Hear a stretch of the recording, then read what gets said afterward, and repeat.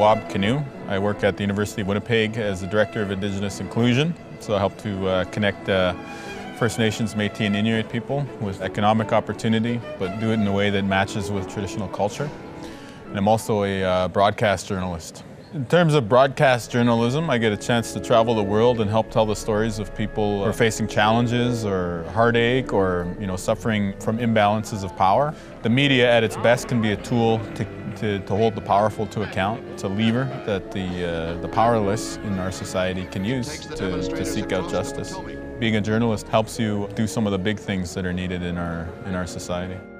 I argue that Indigenous cultures and languages are important for two main reasons. One is because as Canadians, we have a mixed heritage, and a big part of that historical mix has been from First Nations, Métis and Inuit languages and cultures. And so it's key to understanding who we are as a country. But when we go forward into the future, I think learning about Indigenous cultures and the other worldview that they offer is going to help us create innovation.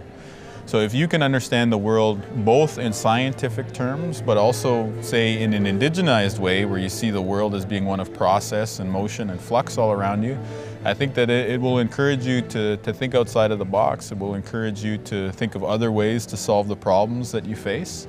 And consequently, that's going to force you to become a more innovative person in your work life. And I think that as we head into a knowledge economy, innovation is key.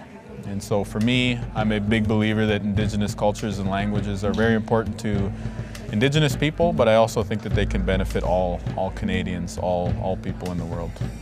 In British Columbia, First Nations, where they have language and culture and self-determination, they don't have suicide. So it's a pretty remarkable finding that culture isn't just valuable for its own sake, which it is, but it's also valuable because it can save lives, or it can be a hedge against suicide. So I think it's a very powerful indication of the role that culture can play. It's not just extra, thing that we add on top of our lives once we've already made the important decisions. It's something really integral. It's something that really matters. And for some young people, mean the difference between life and death. What's really at issue is the fact that First Nations kids are systematically discriminated against in Canada. First Nations kids going to school on reserve get $4,000 less per student per year, the funding that their schools get. They get $4,000 less per child per year, okay? This is Canada. It says in our Charter of Rights and Freedoms that you can't discriminate against a class of people based on who they are. And yet that is what is happening in Canada today. So we need to really change the way that we're thinking about this. This is not about closing an achievement gap. This is not about graduation rate. Those things are symptomatic of the fact that systematic discrimination still exists against First Nation kids, all right? And the fact that we even have to have a debate about a new Education Act, or we have to debate whether or not we're going to provide equitable funding for kids on reserve, shows where we're at, which means that in 2014 in Canada, First Nations people still have to negotiate for equality. I think if the average Canadian thought about it in those terms, we wouldn't be having a debate. We would be acting already. We would be making the situation right. Because I know the average Canadian, believes in the dream of this country of equal opportunity, of public schooling for all, which is equitable. And that's what we have to remember. We have to remember to frame it in those terms, okay? Yeah, the graduation rate on reserve, it is a challenge, but it's a symptom. The real problem, $4,000 less per student per year. Let's fix that and see where First Nation students are after that. Nobody's probably going to want to hear this, but I think it's really important to get more out of education than just getting a job. It is important to find work after you graduate, and it is important to develop skills during your educational career. But I think that one of the great things that education can help do is also create good citizens and positive people who engage with the rest of society. And when I think back to my educational career, one of the most important courses I ever took was philosophy.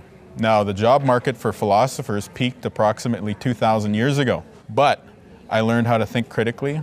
I learned how to write, I learned how to engage with ideas and how to engage in a constructive, positive debate in those courses. And I think that those are skills that all of us should have and that are really key to engaging with society.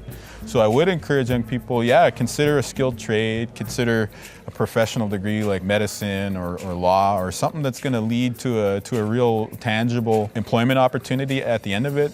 But along the way, don't sacrifice the opportunity to broaden your horizons, to learn about our history, our philosophies, our world in general, because I think that the best educational experience is one that has both. It combines pathway towards employment, but it also teaches you the unquantifiable, valuable things that really make for a rich life.